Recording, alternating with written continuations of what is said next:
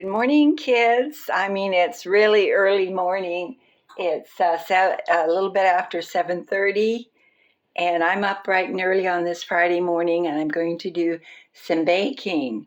I haven't baked from scratch since, I guess, last spring, and it's starting to cool off. It's cool in the mornings, but it's going to get up in the 80s this afternoon. So I'm trying to make some, I have these bran flakes that I've been eating out of a bowl, and I'm going to make this recipe, Bran Muffins. Although I don't have the same ingredients, can you get a screenshot of that? This is for a very large batch of muffins, Bran muffins. So what I'm going to do is downsize it or reduce it. And these are some of the ingredients I'm using. Also, to downsize it, I'm using 2 cups of flour and 2 cups of these bran flakes. And I used about 3/4 cups of these raisins. These I want to use up because I'm down to the bottom of those. There's still a little bit left in there. And I'm using these Simple Truth pecans. And these are halves, but I crushed them with this meat tenderizer. And well, anyhow, let's go over here and I'll show you. This is the mixture. I said 2 cups of flour, 2 cups of the bran flakes, about 3/4 cup of the raisins, and 2 handfuls of these pecans crushed. And I crushed those myself. And then in here I have, to reduce that big recipe, I've used a cup of non-fat milk and a 1/2 cup of butter. The recipe calls for buttermilk. So with the butter and the non-fat milk, well, that makes it buttermilk, I guess. I don't know. Anyway, it is buttermilk. Okay, and then I use 2 eggs and a cup of sugar. And I creamed first of all, I creamed together the butter and the sugar together. But I did melt the butter first because I want to get this done quickly. Okay, I'm at this point where I'm going to mix the eggs in with the sugar, the milk, and the butter. And I'm going to mix this up really good, and then I'm going to pour the flour and the bran flakes together. Now, I've never made this recipe before.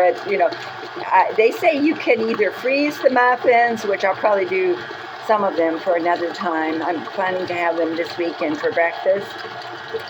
Or else you can make a big batch and put it in jars and keep it until you need it.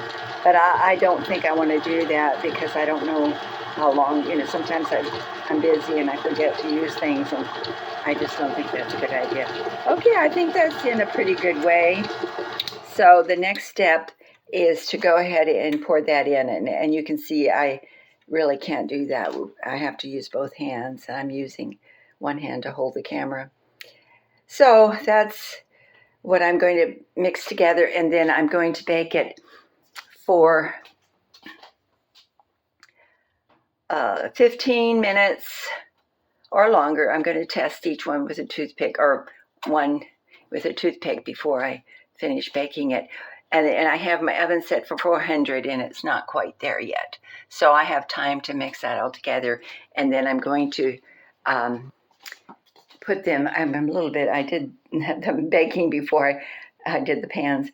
These are silicone pans, so I have to use a baking pan to keep it from, folding up on me. So I have a 1/4 cup that I can use, or that spoon. I'm not sure, maybe both. I'll try both. And so these are going to be lined with these paper cups. So this is what I'm up to this morning, and I'm not very good with splicing films together, so I won't be able to show you right away the outcome, because this is the first time I've done this recipe, and I had to reduce it. So this is how I reduced it, and it may be more than 12 muffins, and I'll just continue baking. with either these, or I have some other baking pan down under there somewhere. So thanks for watching.